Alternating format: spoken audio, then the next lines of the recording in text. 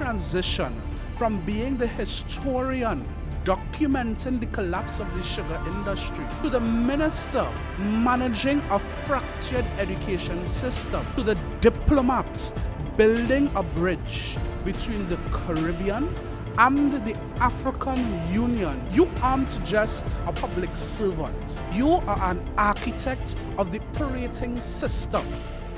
I was not just ambassador, high commissioner to South Africa. So, seeing an individual like you, Lover, a former high commissioner, member of parliament, one would assume that, Lover was born with a gold spoon in his mouth.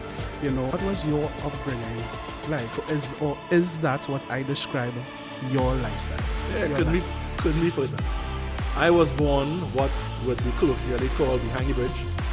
My mother was living in Laventille. She's from Moruga, living in Laventille. I was born there, and at 3 months old, she decided to go back to Moruga, where she came from originally. So I tell people I came to Moruga by car at 3 months old, and I never left for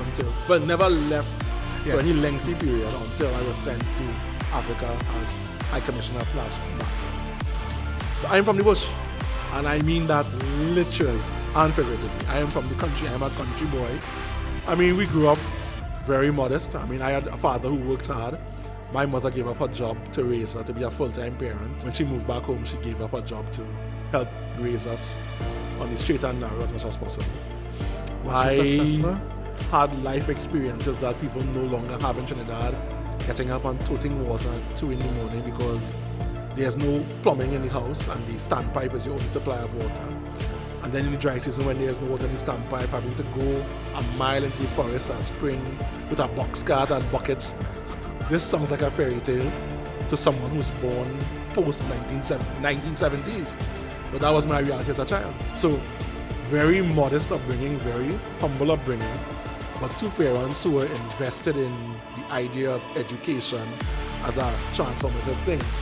So we were literally taught as children that in our family, every generation should be better than the last one, and that every education was the pathway to that. So whatever resources we had as a family would be spent towards educating my brothers and it kind of turned out pretty well. So there's no golden spoon, there's no silver spoon. It might even be a bronze spoon, it might be an iron spoon.